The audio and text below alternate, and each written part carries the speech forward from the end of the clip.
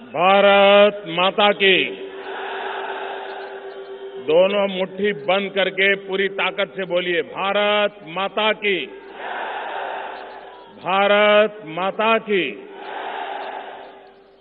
मंच पर विराजमान केंद्र में मंत्रिपरिषद के हमारे वरिष्ठ साथी और भारत के गृह मंत्री श्रीमान राजनाथ सिंह जी, भारतीय जनता पार्टी के प्रदेश राष्ट्रीय उपाध्यक्ष श्रीमान ओम माथुर जी, उत्तर प्रदेश भारतीय जनता पार्टी के हमारे नौजवान अध्यक्ष श्रीमान केशव प्रसाद मौर्य, उत्तराखंड भाजपा के प्रदेश अध्यक्ष श्रीमान अजय भट्ट, हरियाणा भाजपा के प्रदेश अध्यक्ष श्रीमान सुभाष बरला, सहारनपुर के सांसद श्रीमान राघव लखनपाल जी, केंद्र में मंत्रिपरिषद के मेरे साथी श्रीमान संजीव बालियान जी, मंच पर विराजमान सभी आदरणीय सांसद, सभी आदरणीय नेतागण और विशाल संख्या में पधारे हुए मेरे प्यारे भाइयों और बहनों,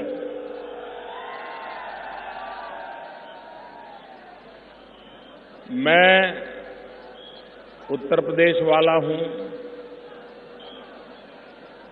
उत्तर प्रदेश का सांसद हूं और उत्तर प्रदेश के सांसद के नाते मेरा स्वाभाविक मन करता है आप सबके आशीर्वाद प्राप्त करने का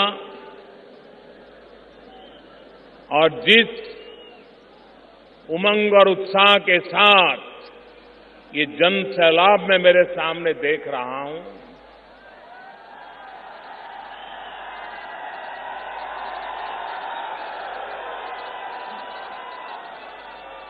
मैं सबसे पहले आप सबकी क्षमा चाहता हूं कि ये जगह कम पड़ गई।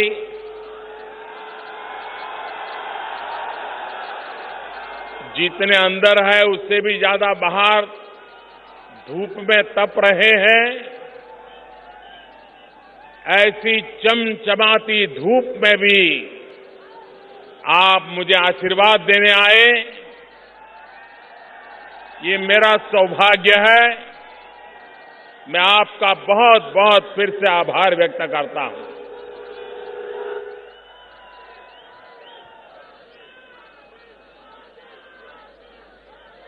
भाइयों बहनों, आज मैं आपके सामने उस समय आया हूं, करीब इसी समय 2 साल पहले दिल्ली के राष्ट्रपति भवन के प्रांगण में हम सब शपथ ले रहे थे।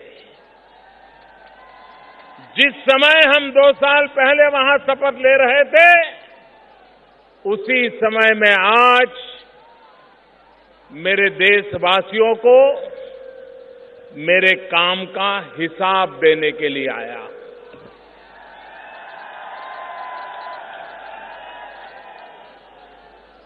मैंने लाल किले से कहा था, प्रधानमंत्री ये व्यवस्था है,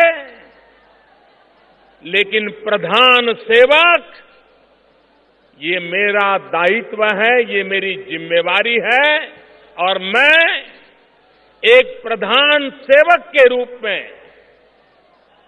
125 करोड़ देशवासियों की सेवा करने का निरंतर प्रयास करता रहा हूं। मेरे प्यारे देशवासियों,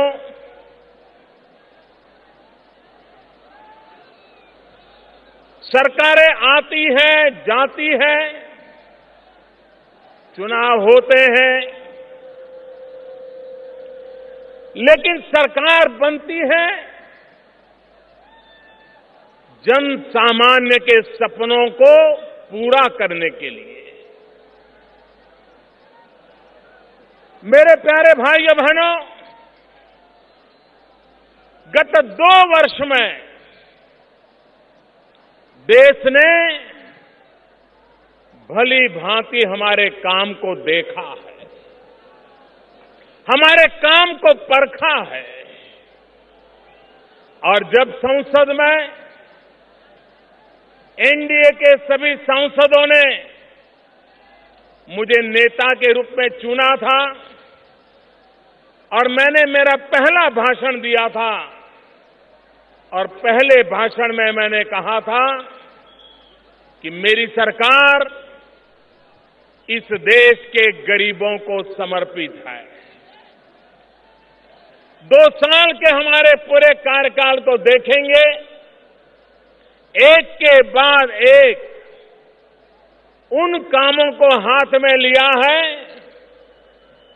जो गरीबों को गरीबी के खिलाफ लड़ाई लड़ने की ताकत दे, गरीबी के खिलाफ विजयी होने की ताकत दे। कोई गरीब मां बाप ये नहीं चाहता है कि उसके संतानों को विरासत में गरीबी मिले। हर मां बाप चाहता है कि उसके संतान ऐसी जिंदगी जीने के लिए मजबूर न हो जो जिंदगी उन्हें बितानी पड़ी है।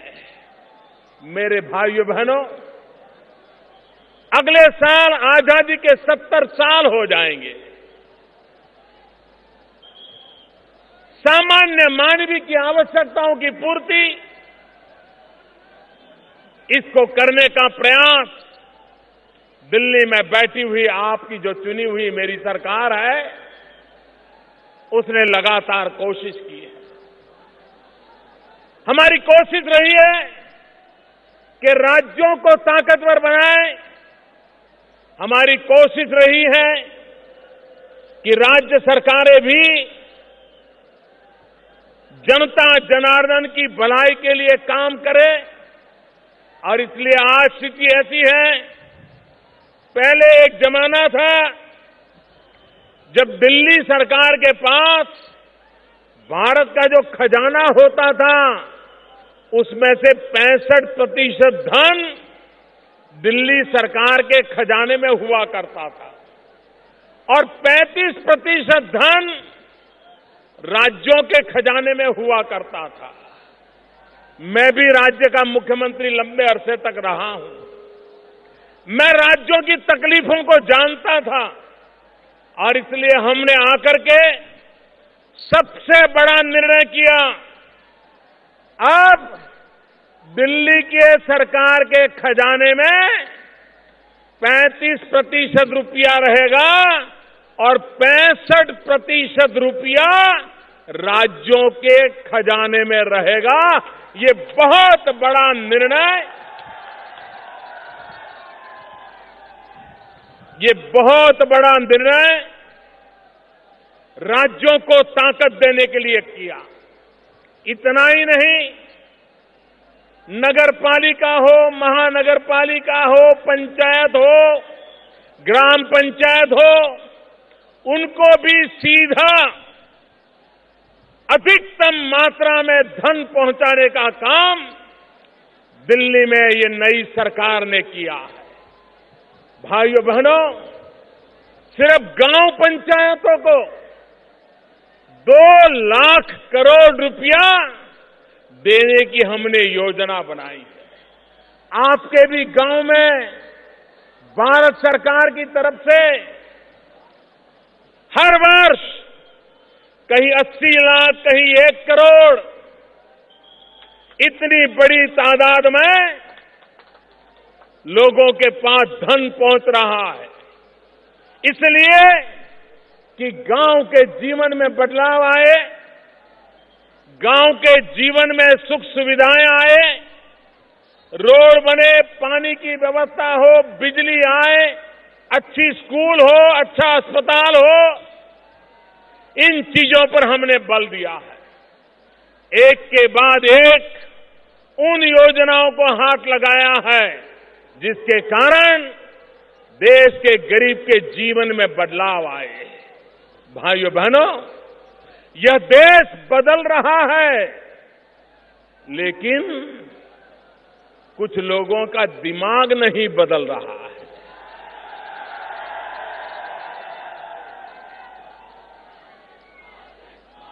भाइयों बहनों,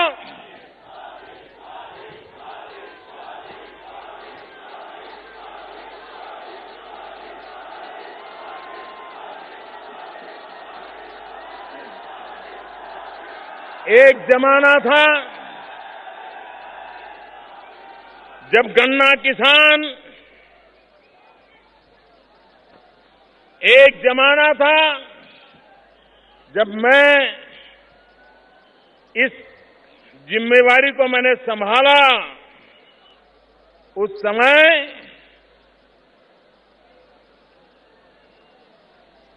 14,000 करोड़ रुपया गन्ना किसान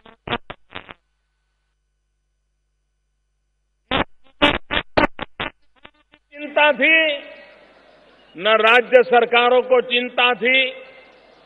गन्ना किसानों को हमेशा ताकत मिले, ऐसी योजना बनाने के लिए पहले कभी किसी सरकार को चिंता नहीं थी।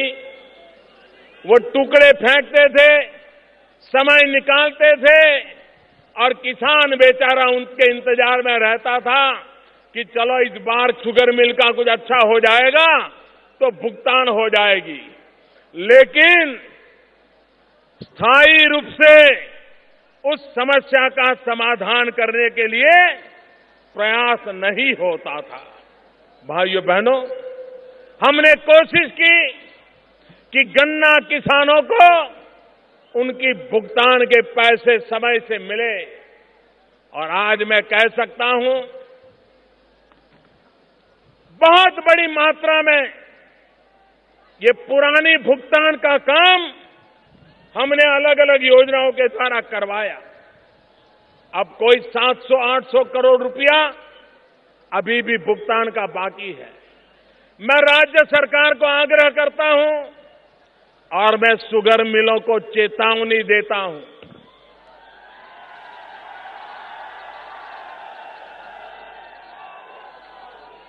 इतने साल आपने किसानों के साथ जो किया है, अब आपको नहीं करने दिया जाएगा।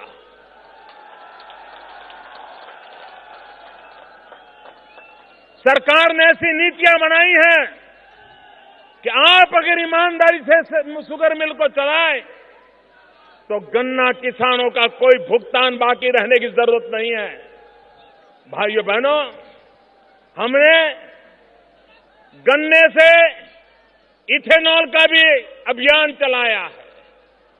5%, 10% इथेनॉल बने जो हमारी गाड़ियों में पेट्रोल डीजल के साथ उपयोग में आए, ताकि कभी भी गन्ना किसान को मुसीबत की नौबत न आए।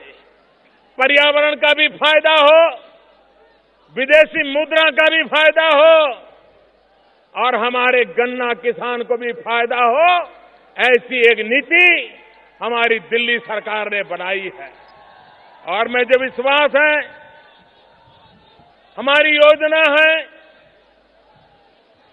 कि 2022 जब हिंदुस्तान की आजादी को 75 साल होंगे, देश के लिए मर मिटने वाले शहीदों का स्मरण करते हुए हमने संकल्प किया है उनको कैसा हिंदुस्तान देना।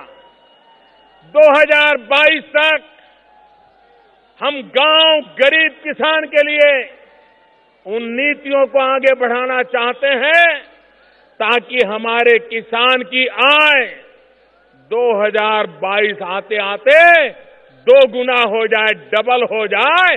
ये काम हमने तय किया। और ये सिर्फ नारा नहीं है मेरे भाइयों बहनों, हमने पहला काम उठाया है। इस धरती मां की चिंता करना, हमारी जमीन बर्बाद हो चुकी है। वैज्ञानिक तरीके से जमीन का रख रखाव जरूरी है और इसलिए हमने सॉइल हेल्थ कार्ड की योजना के द्वारा देश के करोड़ों करोड़ों किसानों को सॉइल हेल्थ कार्ड देने का अभियान चलाया है। इससे किसान को पता चलेगा कि उसकी जमीन में क्या अच्छाई है, उसकी जमीन में क्या कमी है, उसकी जमीन में क्या बुराई है और क्या करे, कौन सी दवाई का उपयोग करे, कौन से खाद का उपयोग करे, कौन सी फसल बोए ताकि उसकी जमीन भी बचे और किसान को अच्छी फसल भी मिले। उस पर हमने काम आगे बढ़ाया। हमने एक बड़ा सपना देखा है।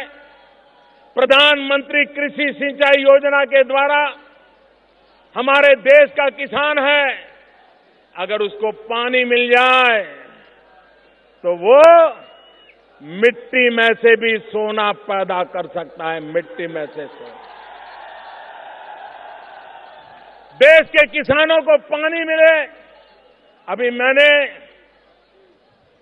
जिन राज्यों में पानी का संकट है उन राज्य के मुख्यमंत्रियों के साथ घंटों तक बातचीत की और एक एक जिले का किसान के खेत तक पानी कैसे पहुंचे उसकी योजना बनाने की दिशा में आगे बढ़ रहा हूं। लेकिन मेरा सभी से आग्रह है, देशवासियों से आग्रह है कि हम इस बारिश में जितना पानी बचा सकते हैं बचाएं। खेत का पानी खेत में रहे, गांव का पानी गांव में रहे और अगर हमारे पानी के स्तर ऊपर आते हैं तो हमारे किसान को कोई भी प्राकृतिक संकट से जूझने की एक नई ताकत मिलती है। हमने आपदा के समय किसानों को जो राहत मिलती थी उसमें बहुत बड़ा परिवर्तन किया। पहले अगर आधी फसल खराब होती थी तो उसको मुआवजा देने का हकदार माना जाता था। हमने नियम बदल दिया, किसानों के आग्रह पर बदल दिया। अब पूरे खेत में 1/3 नुकसान होगा तो भी किसान को मुआवजा दिया जाएगा। ये निर्णय हमने किया। पहली बार देश में किसानों के लिए प्रधानमंत्री फसल बीमा योजना हम लाए हैं। पहली बार ऐसी प्रधानमंत्री फसल बीमा योजना है कि अगर किसान प्राकृतिक आपदा के कारण बुवाई भी अगर नहीं कर पाया तो भी उसको फसल का बीमा मिलेगा। ऐसा पहली बार हुआ। हम ऐसी फसल बीमा योजना लाए हैं कि किसान खेत के अंदर अपनी फसल काट करके रखी हो, अब बस उसको बाजार ले जाना है, मंडी ले जाना है, वो ट्रैक्टर का इंतजार कर रहा है। और ऐसे समय अगर भयंकर प्राकृतिक आपदा आ गई और बनी बनाई फसल बर्बाद हो गई तो भी उसको बीमा मिलेगा। ऐसी व्यवस्था फसल बीमा योजना में की। मेरे भाइयों बहनों, आप 2 साल पहले के जरा अखबार याद कर लीजिए, टीवी याद कर लीजिए, चौराहे पर जो बातें होती थी याद कर लीजिए। आए दिन एक नए भ्रष्टाचार की खबर आया करती थी। बड़े बड़े लोग भ्रष्टाचार में डूबे हुए हैं उसकी चर्चा आया करती थी। भाइयों बहनों, देश का कितना रुपया लूट लिया गया है।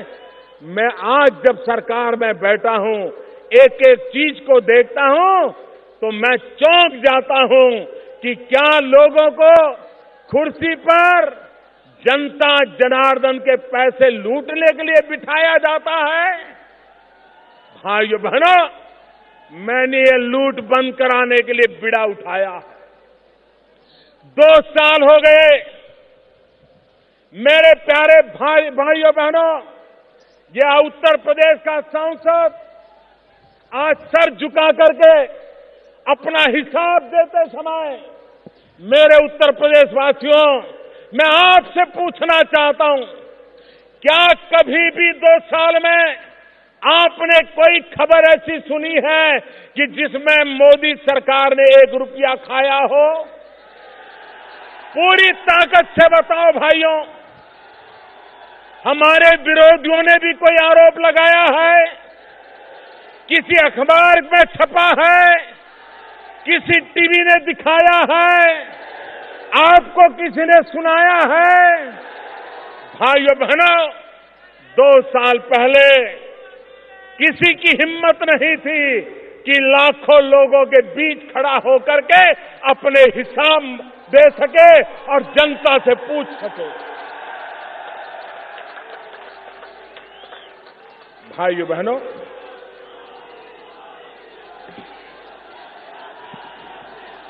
आपको हैरानी होगी, गैस का सिलेंडर, गैस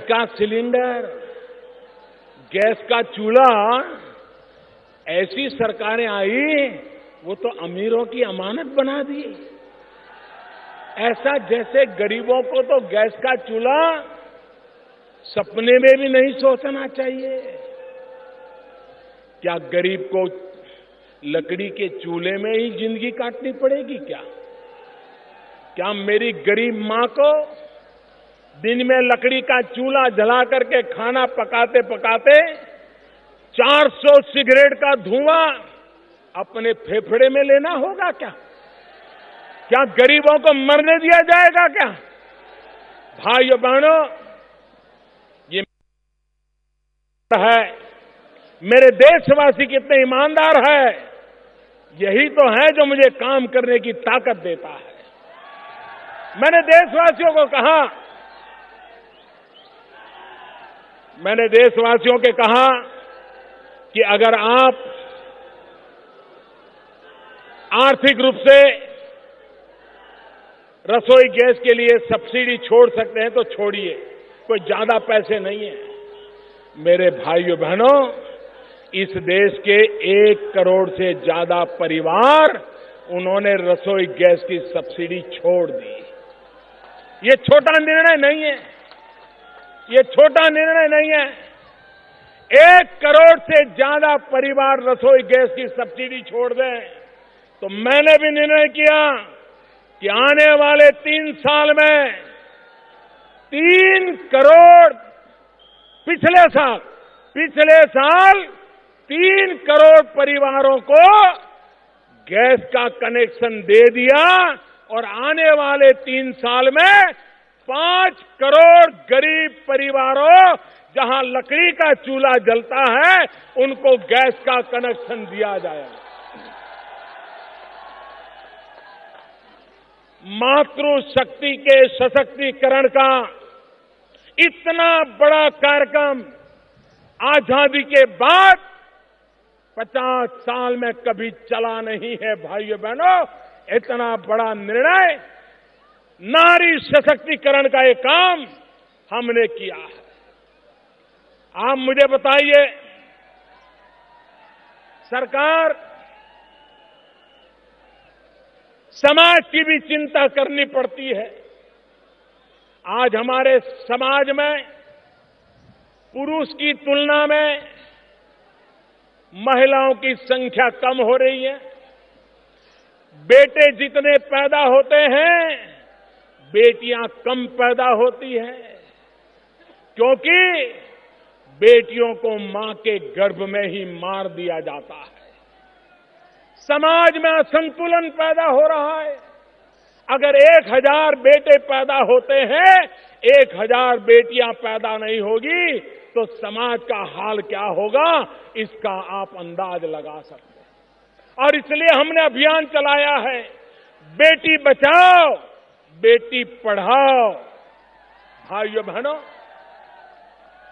हमारे देश में एक फैशन हो गई है, हर योजना जातियों से जोड़ दी जाए, हर योजना संप्रदाय से जोड़ दी जाए, हर योजना वोट बैंक के बनाने के लिए बनाई जाए।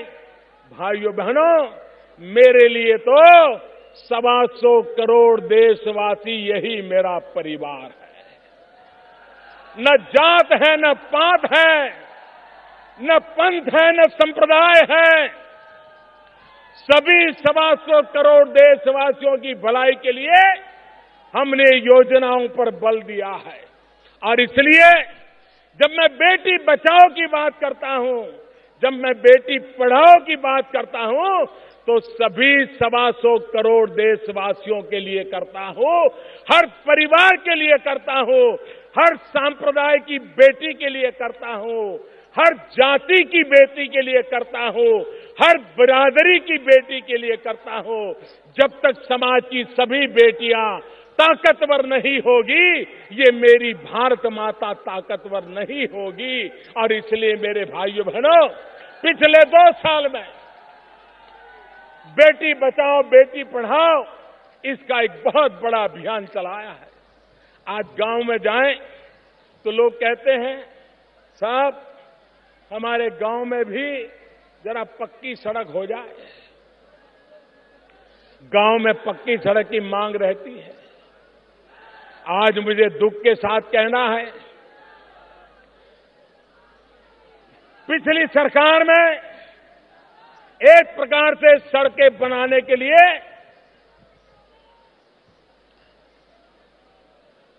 जमीन पर सड़क नहीं नजर आती थी। पता नहीं पैसे कहां जाते थे, पता नहीं योजनाएं कागज पर होती थी कि कुछ होता था। आज मैं 2 साल के भीतर भीतर आपको कहता हूं कि पिछली सरकार में एक दिन में जितने किलोमीटर रोड बनते थे, इस सरकार में एक दिन में उससे डबल रोड बनते हैं, डबल रोड बनते हैं। मैंने तय किया है हिंदुस्तान के गांवों को पक्की सड़क से जोड़ना। बहुत तेजी से काम आगे बढ़ाया है और रोड के काम के लिए सबसे ज्यादा बजट का आवंटन भी किया है। भाइयों बहनों, 21वीं सदी में जब कोई सुने कि भारत 18,000 गांव ऐसे हैं कि जहां बिजली का खंभा भी नहीं लगा है, कितनी शर्मिंदगी महसूस होती है।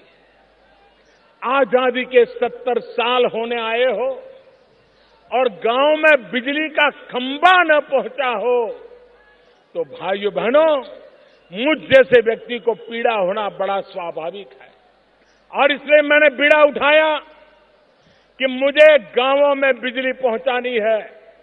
और मैंने सरकारी अब दफ्तर में अधिकारियों से कहा, 1000 दिन में समय पक्का करके दिया है। और बहुत लोग हैं जो मेरा बराबर हिसाब देख रहे हैं कि मोदी जो कह रहा है हो रहा है कि नहीं हो रहा है। और कहीं से कोई गलत खबर आ जाए तो 24 घंटे टीवी पर चलता है कि मोदी ने उस गांव में बिजली पहुंचाने के लिए कहा था, लेकिन अभी बिजली पहुंची नहीं, सिर्फ खंभे पहुंचे हैं। इतना बारीकी से मेरे काम को देखा जाता है और मैं इसका स्वागत करता हूं। सरकार का पल पल का हिसाब होना चाहिए, सरकार का पाई पाई का हिसाब होना चाहिए। ये सरकार जनता के लिए होती है, जनता की भलाई के लिए होती है। और इसलिए भाइयों बहनों, 1000 दिन में, अभी तो 300 दिन हुए हैं, लेकिन मुझे खुशी है कि 18,000 गांव में से 7,000 गांव में बिजली चालू हो गई। सबसे ज्यादा गांव उत्तर प्रदेश के अंधेरे में थे। बहुत ही जल्द उत्तर प्रदेश के सभी गांवों में बिजली पहुंचाने का काम मैं पूरा करके रहूंगा। मेरे भाइयों बहनों, ये काम मैंने उठाया। हमारा देश का नौजवान, उसे रोजगार मिलना चाहिए। नौजवान को काम करने का अवसर मिलना चाहिए। हमने एक प्रधानमंत्री मुद्रा योजना लाए। हमारी इच्छा है कि जो समाज के गरीब तबके के लोग हैं, एससी हो, एसटी हो, ओबीसी हो, छोटा छोटा काम करते हो, कोई धोबी हो, कोई नाई हो, कोई अखबार बेचता हो, कोई दूध बेचता हो, छोटा छोटा कारोबार करने वाले लोग, उनको बैंक वाले पैसे ही नहीं देते थे। बेचारों ने बैंक कभी देखी नहीं थी और बैंक में जाएं तो ऐसे नियम बताते थे कि वो बेचारा पैसे ले ही नहीं पाता था। ये बैंक गरीबों के काम आनी चाहिए कि नहीं आनी चाहिए भाइयों? ये बैंक गरीबों के काम आनी चाहिए कि नहीं आनी चाहिए? ये बैंक गरीबों के काम आनी चाहिए कि नहीं आनी चाहिए? हमने नियम बनाया प्रधानमंत्री मुद्रा योजना और हमने कहा ये छोटे छोटे लोग कारोबार चलाते हैं, अगर उनको पैसे चाहिए तो साहूकार के यहां से नहीं जाना पड़े, बड़ा ज्यादा ब्याज न देना पड़े, उसको अगर पैसे बैंक से मिल जाएं तो उसकी जिंदगी बदल जाएगी। और भाइयों बहनों, मुझे खुशी है योजना शुरू की इस वर्ष अब तक करीब 3.25 करोड़ परिवारों को 1.25 लाख करोड़ से ज्यादा पैसे उनको दे दिए गए, बिना गारंटी दे दिए गए और उनको कहा आप साहूकार से मुक्त हो जाइए, अपने कारोबार को बढ़ाइए और एक आध दो नौजवान को रोजगार भी दे दीजिए। गरीब की ताकत कैसे बढ़ाई जाती है ये हमने करके दिखाया है। हम प्रधानमंत्री जनधन योजना लाए। प्रधानमंत्री जनधन योजना से हमने गरीब से गरीब व्यक्ति को बैंक के खाते से जोड़ दिया और उसको रुपए कार्ड दिया। रुपए कार्ड, ये रुपए कार्ड की ताकत ये है कि गरीब के परिवार में अगर कोई अकस्मात हो गया, कोई मुसीबत आ गई तो 2 लाख रुपए का बीमा उसको तुरंत मिल जाएगा। 2 लाख रुपए का बीमा मिल जाएगा। भाई, गरीब ने कभी सोचा था कि उसके परिवार में मुसीबत आए? भाइयों बहनों, मैं एक स्वच्छता का अभियान चलाता हूं और मैं देशवासियों का आभारी हूं, मीडिया का आभारी हूं, सामाजिक संस्थाओं का आभारी हूं और खास करके युवा पीढ़ी का आभारी हूं। उन्होंने स्वच्छता के अभियान को अपना कार्यक्रम बना लिया है। चारों तरफ घर में जाओ तो छोटा बच्चा भी अगर कोई कूड़ा कचरा फेंकता है तो टोकता है, देखिए मोदी जी ने कहा है कचरा यहां मत फेंको। ये स्वच्छता का अभियान किसके लिए है? ये स्वच्छता का अभियान अमीरों के लिए नहीं है। ये स्वच्छता का अभियान गरीबों के लिए है, ताकि गरीब बीमार होता है तो 2-4 दिन बीमार रहा है तो उसका रोजगार बंद हो जाता है। अगर गंदगी है और बीमारी आती है तो गरीब परिवार को साल में एक एक व्यक्ति के पीछे औसत 7,000 रुपए का खर्चा होता है। अगर स्वच्छता होगी तो मेरे गरीब को हम बीमारी से बचा सकते हैं। मैंने डॉक्टरों से प्रार्थना की है, प्राइवेट डॉक्टरों से प्रार्थना की है और मैं आज दोबारा दोहराना चाहता हूं, यहां भी जो डॉक्टर मित्र हैं, एमएलए एमपी है, वो अपने इलाके में डॉक्टरों को समझाएं। क्या मेरे डॉक्टर मित्र एक काम कर सकते हैं क्या? हर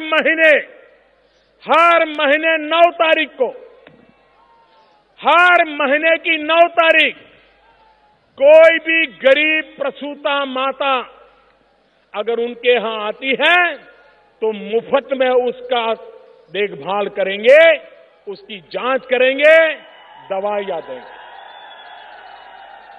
हमारी गरीब माताएं प्रसूति के समय कभी कभी अकाल मृत्यु हो जाती है। अगर हमारे डॉक्टर 12 महीने में 12 दिन दे दें, हर महीने की 9 तारीख, कोई डॉक्टर को ज्यादा नुकसान नहीं होगा। अगर मेरे देश के 1 करोड़ परिवार गैस की सब्सिडी छोड़ सकते हैं, तो मेरे पढ़े लिखे डॉक्टर भी 12 महीने में 12 दिन मेरी गरीब प्रसूता माताओं के लिए दान दे सकते हैं और मेरी गरीब प्रसूता माताओं को मदद मिल सकती है। मैं आज उनसे ये आग्रह करता हूं, भाइयों बहनों, लेकिन इसके साथ साथ जब स्वास्थ्य की बात आती है तो मुझे एक बात और भी कहनी है। हमारे देश में डॉक्टरों की संख्या कम है, मेडिकल एजुकेशन में भी अलग अलग राज्यों के अलग अलग नियम हैं। कहीं पर डॉक्टर सरकारी अस्पताल में 60 साल में रिटायर्ड हो जाता है, कहीं पर 62 साल में रिटायर्ड हो जाता है और हमें डॉक्टर की कमी महसूस होती है। अगर देश में पहले ही ज्यादा मेडिकल कॉलेज बने होते, पहले ही ज्यादा डॉक्टर तैयार हो गए होते, तो आज डॉक्टरों की कमी नहीं पड़ती। 2 साल के भीतर भीतर डॉक्टर बनाना तो मुश्किल काम है, लेकिन गरीब परिवारों को डॉक्टरों के बिना रहने के लिए मजबूर नहीं किया जा सकता। और इसलिए मैं आज उत्तर प्रदेश की धरती से देशवासियों के लिए घोषणा करना चाहता हूं कि आज डॉक्टरों की जो सरकारी अस्पतालों में है, उनकी रिटायरमेंट की उम्र कहीं 60 साल है, कहीं 62 साल है। इसी सप्ताह हमारी सरकार की कैबिनेट निर्णय करेगी और उसके बाद अब डॉक्टरों की रिटायर्ड होने की एज 60-62 के बजाय राज्य हो या भारत सरकार हो, सबके लिए 65 उम्र कर दी जाएगी, 65 कर दी जाएगी, ताकि हमारे डॉक्टरों की सेवा अधिक समय तक शिक्षा के लिए सरकारी अस्पतालों के मिलते रहे। और जब तक नए डॉक्टर तैयार होते हैं, नई कॉलेज तैयार होती है, जिसका काम भी बड़ी तेजी से चल रहा है, इस काम को भी हम आगे बढ़ाना चाहते हैं। मेरे प्यारे देशवासियों, विकास की दिशा में आज पूरा विश्व कह रहा है, अगर दुनिया में तेज गति से विकास करने वाला कोई देश है तो देश का नाम हिंदुस्तान है। मेरे भाइयों बहनों, हिंदुस्तान। 2 साल पहले लोग कहते थे अब हिंदुस्तान डूब गया, हिंदुस्तान खड़ा नहीं हो सकता है, अब हिंदुस्तान के दिन इतने खराब हैं कि हिंदुस्तान की स्थिति बदल नहीं सकती। 2 साल पहले निराशा का माहौल था, आज उत्साह का माहौल है। 2 साल पहले परेशानियों का माहौल था, आज आगे बढ़ने का माहौल है। देश आगे बढ़ना चाहता है, नौजवान विकास चाहते हैं। और इसलिए भाइयों बहनों, हमारे देश की समस्याओं का अगर कोई भी समाधान करना है तो समाधान एक ही बात से होने वाला है, और वो समाधान होने वाला है विकास के माध्यम से। विकास ही हमारी सारी समस्याओं का समाधान है। बाकी जितनी बातें कोई करता है वो सिर्फ चुनाव के लिए करता है, वोट बैंक के लिए करता है। विकास ही है जो आपको ताकतवर बनाता है, आपको कभी किसी के पास हाथ फैलाने के लिए मजबूर नहीं होने देता है। और इसलिए मेरे भाइयों बहनों, हम इस विकास पर्व पर मेरी सरकार के सारे मंत्री हिंदुस्तान के कोने कोने में जाने वाले हैं और जनता जनार्दन को मिलकर के हमारे काम का हिसाब देने वाले हैं। और जनता को भी हम भरोसा होगा कि एक ऐसी सरकार जिसकी नीयत साफ है, जिसकी नीति साफ स्पष्ट है और जिसके दिल में हिंदुस्तान का कल्याण, हिंदुस्तान की भलाई, गरीबों की जिंदगी में बदलाव, गांव, गरीब, किसान, दलित, पीड़ित, शोषित, वंचित, आदिवासी, यही मेरे भाई बहन, माताएं, बहनें, उन सबका कल्याण करना, इसी एक मकसद को लेकर के हम चल रहे हैं। मैं आप सबसे आग्रह करता हूं कि आप भी इस विकास यात्रा में भागीदार बने। हम सब मिलकर के देश को आगे बढ़ाएं। सरकार हमारे लिए क्या करेगी वो आपका हक है, आपका वो हक जायज है, लेकिन हम भी देश के लिए क्या करेंगे ये भी हमारी जिम्मेवारी है। आइए सरकार हमारे लिए काम करे, हम देश के लिए काम करें, ऐसा माहौल बनाएं और देश को नई ऊंचाइयों पर ले जाएं। मैं फिर एक बार उत्तर प्रदेश में इतनी बड़ी तादाद में आपने आशीर्वाद दिया, मैं आपका बहुत बहुत आभारी हूं। दोनों मुट्ठी बंद करके पूरी ताकत से बोलिए, भारत माता की, भारत माता की, भारत माता की। बहुत बहुत धन्यवाद।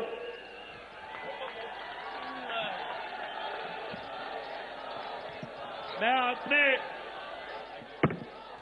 अपने लोकप्रिय तर पंतप्रधान नरेंद्र मोदींना शपथ घेऊन पंतप्रधानपदाची आज 2 वर्ष पूर्ण झाले आणि त्यानिमित्तानं उत्तर प्रदेशातल्या सहारनपूरमध्ये त्यांनी एक सभा घेतली। आतापर्यंत लोकांना काय काय दिलं, यापुढे काय काय देणार आहेत याचा पाढच त्यांनी वाचला। तुम्ही आम्ही एकत्र येऊयात आणि देशाला प्रगतीच्या वेगळ्या उंचीवर नेऊयात असं आवाहन सुद्धा त्यांनी केलं।